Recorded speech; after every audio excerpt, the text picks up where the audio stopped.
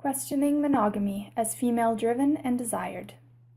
I was sent a very clickbait article yesterday from a friend of mine called "Asking if Women Are Ill-Suited to Monogamy."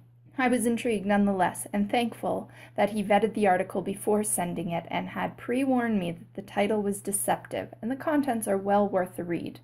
If you're listening to the audio, I highly recommend pausing and clicking on the article that I've linked here. Okay, has everyone read it? Perfect. So here is a common narrative that many would agree is promoted in our society, that women are considered the driving force behind monogamy and wants to settle down for a variety of reasons, including the parental investment theory. And this goes hand in hand with the good girl vernacular that has been reinforced throughout the generations. I was definitely raised and fully conditioned to believe this, hook, line, and sinker. In fact, I not only believed it, but I even tried to take monogamy to the extreme by choosing a man who was my first and only sexual partner to marry. And thus, I was so taken in by the one and only for life reasoning that not even my imagination was safe to wander. For a seemingly extreme example, when I was monogamous, I felt overwhelming guilt any time someone other than my boyfriend would pop into my head during a sex dream. It was so ingrained in me that I would try and force myself to think of him as I fell asleep to try and prevent anyone else from sneaking in there during my deepest dreams. And I think that might be why I started to dream I was a man who slept with a bunch of women. My dream state wanted to explore and was going to find every single loophole it could to accomplish that. But we will save Freud and dream analysis for another time. And that's just one example of what indoctrination can do to a person, even something as seemingly innocuous as monogamy. And just one of the many instances that I look back upon my time in monogamy and realize it just wasn't for me.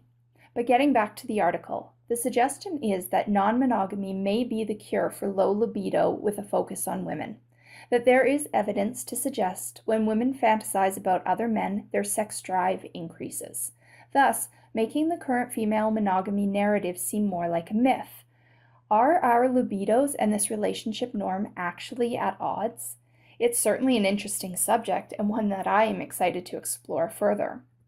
So from my perspective in all of this, I have to be completely honest that while my mental well-being is much better off being non-monogamous and my fantasies and dream states far more satisfying, my sex drive has not actually changed.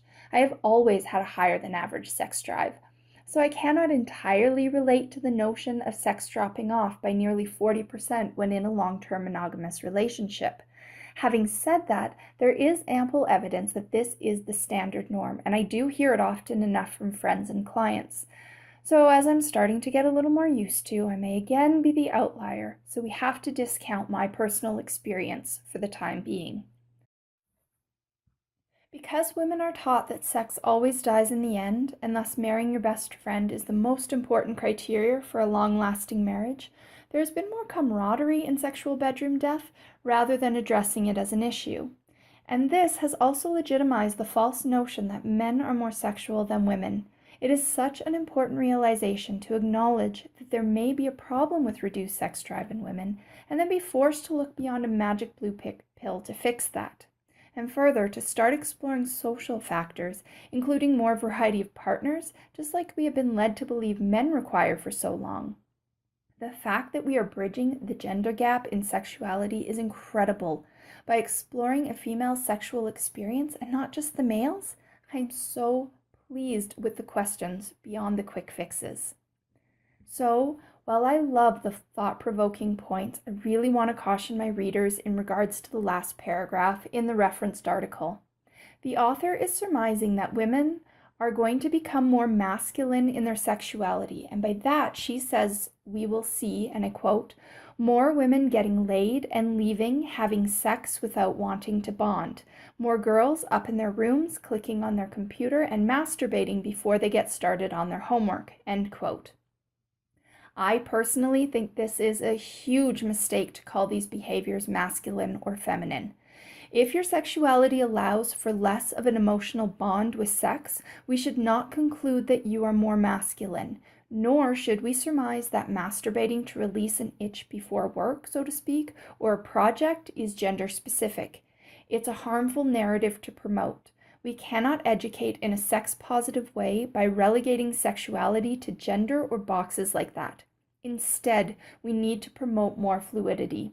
As I mentioned in the beginning of this post, I tried to force my brain to dream in a way that was socially acceptable to monogamy, and my brain broke free continually. So with that in mind, we don't want to make the mistake of shifting our thought process from one gender to the next. Instead, we must explore sexuality as a whole, or whenever possible, on an individual basis. So to all my readers, give yourselves permission to explore your sexuality in a way that excites you and makes you feel like a complete being, to whatever end brings you joy. If living a narrative of monogamy makes you feel complete and satisfied, by all means, keep doing what you're doing. And if you have an itch that may need scratching, talk to your partner and see if there's a way you can incorporate fantasy or reality into your life. You no longer have to accept that the long-term commitments will inevitably leave you without a satisfying sex life. We are living in exciting times where articles like this are being written and researched, allowing us to break free of ingrained social narratives and become just a little more aware that being the good girl isn't always the answer and does not always mean you are going to live happily, sexually satisfied ever after.